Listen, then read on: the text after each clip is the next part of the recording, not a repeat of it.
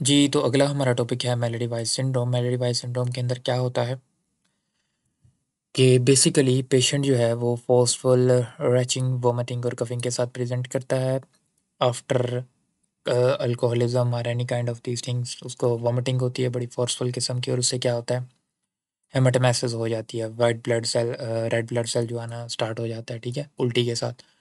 तो ये alcohol intake के साथ होता है, बुलीमिया के साथ होता है, ये एक प्रॉब्लम होती है खाने की, जिसके अंदर बंदा खा लेता है जब, फिर उसको एहसास होता है कि मैंने वेट गेन होना है, और फिर वो फोर्सफुल मेटेड वोमिटिंग करवाता है, इंड्यूस करवाता है अपने आप को, तो उसके अंदर भी ये प्रॉब्लम हो सकती है। और याद रहे कि ये लीनियर टेयर होता है गैस्ट्रोएसोफेजियल जंक्शन के ऊपर। अब ये ऐसे केस प्रेजेंट कर सकता है कि कोई बंदा है, उस अल्कोहलिक है, और उसने वोमिटिंग इंड्यूस कराई है, बुलीमिया का केस या किसी भी तरीके से, और वो बता सकता है कि अभी वो एमरजेंसी के अंदर आ रहा है हेमाटोमेसिस के साथ, ब्लड के साथ, ठीक है। तो देखते हैं MCQs. Mallory Weiss most commonly occur at, कौन से पॉइंट पे होता है? तो dear students, option C is the correct option, gastroesophageal junction के ऊपर होता है, ठीक है।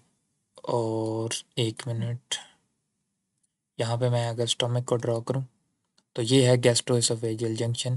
तो जब हम वॉमिटिंग करते हैं तो यहाँ से कंटेंट बाहर की तरफ जाता है, तो यहाँ पे जो ब्लड वेसल्स होंगी उनके रप्चर होने के चांसेस होते हैं, जिसको मेलोडी वॉइस टीयर बोला जाता है। अगला क्वेश्चन जो है वो आपकी खिदमत में है, the classical symptom of Mallory Weiss syndrome is जी, yes, beta option haematemesis following retching, ठीक है। तो करेक्ट ऑप्शन आपने करेक्ट बताया बिल्कुल। The most common predisposing factor for Mallory Weiss tear is beta option जनाब, ठीक है, बिल्कुल फोर्सफुल वोमिटिंग ही करेक्ट ऑप्शन है। मैंने आपको बताया अल्कोहलिक होगा, बुलिमिया का केस होगा, तो वो फोर्सफुल वोमिटिंग के साथ ही ब्लड वेसल रप्चर हो जाएंगे। आगे है, which of the following condition is the most associated with the melody Weiss syndrome? Yes, beta option alcoholism की हमने अभी बात की है इसके ऊपर। आगे है जी 5 number question, Mallory Weiss syndrome involve which type of tear? Full thickness, serosal, longitudinal, mucosa, submucosa के साथ, या transverse? Yes, C option longitudinal tear होता है, म्यूकोजा और सब म्यूकोजा टीयर होता है ये। फुल थिकनेस टीयर नहीं होता, ना ट्रांसफर्स होता है, ना सिरोजल ओनली होता है। अच्छा, आगे बात करते हैं, diagnosis of Mallory Weiss tear is confirm by, कैसे इसको हम कंफर्म कर सकते हैं? यस, एंडोस्कोपी करेंगे, एंडोस्कोपी हम देख सकते हैं कि टीयर हुआ है, बिल्कुल correct option.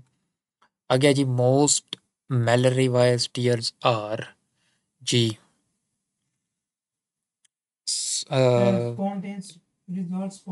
Yes, beta option, वो खुद ब खुद ठीक हो जाते हैं, हमने बस पेशेंट को ऑब्जर्व करना होता है कहीं ब्लीडिंग ज़्यादा ना हो जाए। अच्छा, the artery most commonly responsible for bleeding in Mallory Weiss syndrome is, yes, याद रहे मैंने आपको पहली वीडियो के अंदर जो हमारी बेसिक स्टमक की वीडियो थी वहाँ पे ब्लड उसका दिखाया गया था, blood supply of the stomach को। तो यहाँ पे कौन सी आर्टरी थी मोस्ट कॉमनली? तो इस जगह पे हमारे ऊपर आर्टरी थी लेफ्ट गैस्ट्रिक आर्टरी, तो यहीं पे ये टीयर होता है, यहीं पे मसला होता है, तो left gastric artery is the correct option. आगे यदि की difference between Mallory Weiss syndrome and Boerhaave syndrome is, yes, Boerhaave syndrome हमने कहाँ पढ़ा था डियर स्टूडेंट्स? हमने एसोफेगस के अंदर पढ़ा था, जहाँ पे एसोफेगस का रप्चर हो जाता है बॉयर हैव सिंड्रोम के अंदर, ठीक है। तो वो डिफरेंट प्रेजेंटेशन होती है, डिफरेंट केस होता है, उसको कंफ्यूज नहीं करना, इसलिए मैंने यहाँ पे लिखा। Next step, if endoscopy treatment fail in Mallory Weiss syndrome, जी अगला स्टेप क्या? यस, पहले मैंने आपको कहा कि ये केसेस आमतौर पे खुद ही ठीक हो जाते हैं, लेकिन अगर ठीक ना हो तो हमें क्या करना पड़ता है, एंजियोग्राफी करनी पड़ती है और एम्बोलाइजेशन करनी पड़ती है आर्टरी की, ठीक है। क्लियर हो गया?